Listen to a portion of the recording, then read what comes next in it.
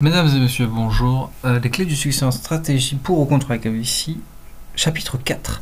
Donc aujourd'hui, c'est le meilleur shampoing. Je vais vous dire, c'est quoi le meilleur shampoing possible. Mon Dieu, il fait des placements de produits maintenant, c'est quoi cette histoire?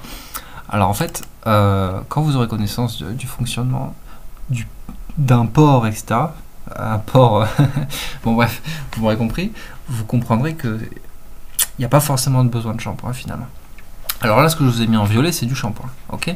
Alors, le marron, je répète, hein, pour ceux qui n'ont pas vu la vidéo précédente, c'est quoi ces dessins, s'il vous plaît, aidez-moi là, il me faut un dessinateur. Bon bref, alors, par exemple, ce qui est violet, c'est le shampoing, ce qui est bleu, c'est le sébum, ce qui est marron, c'est la poussière, enfin, la transpiration, c'est tout ce qui est... tout ce que vous voulez enlever avec votre shampoing, finalement. Et voilà, ce qui est rouge, c'est le cuir chevelu, etc. Bon, alors...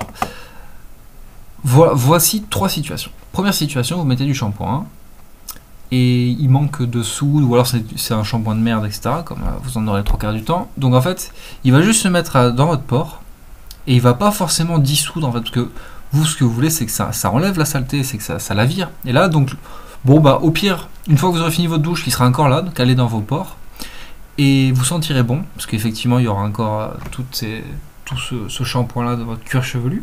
Malheureusement, ça finira par s'infecter. Attends, faut que je mette en vert. Ça finira par s'infecter. Alors que vous aurez pris une douche et tout aurait été nickel, vous voyez. Voici un des problèmes de mal se rincer, le shampoing, etc. Alors qu'au départ, c'est parti d'une bonne intention, tu vois. Deuxième shampoing, vous prenez un shampoing qui est assez cool. Il y a de la soude, etc. Donc effectivement, il contribue à enlever les saletés, etc. Donc hop, en rinçant bien, vous pouvez arriver à cet état-là finalement. Enfin non, vous arrivez à cet état-là, donc dans un port, il faudrait que je fasse un truc comme ça, hop là, un port qui est propre. Le problème aussi du shampoing, c'est que malheureusement, ça va interférer avec votre sébum. Le fait que ça interfère avec votre sébum, c'est que sébum c'est une protection naturelle, c'est dommage d'enlever une protection naturelle comme pour vos cheveux. Donc idéalement, ouais, faudrait trouver un shampoing qui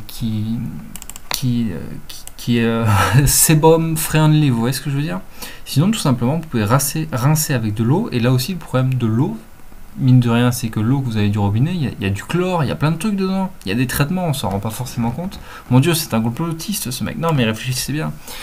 Forcément, ils sont obligés de mettre du chlore, etc. dans l'eau pour pas que vous chopiez des mauvaises bactéries.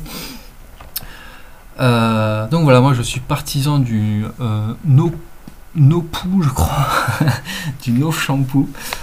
Effectivement, je pense que voilà, en te rinçant les cheveux d'une certaine manière, bien, en te massant le cuir chevelu, en laissant le sébum faire le boulot, en te brossant, donc finalement à la fin tu as des pores comme ça, qui sont nickel.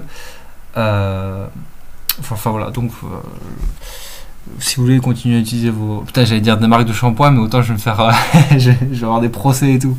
Donc oui, selon moi, il faut pas utiliser de shampoing, sauf si vous avez un problème, par exemple à cause de votre sébum qui est pas bon, etc. Mais ça, nous le verrons dans des chapitres suivants. Mais effectivement, si vous avez un problème de santé, alors là, effectivement, peut-être que vous aurez besoin de prendre du shampoing. Sinon, faites-moi confiance, le sébum, il fait suffisamment bien son boulot.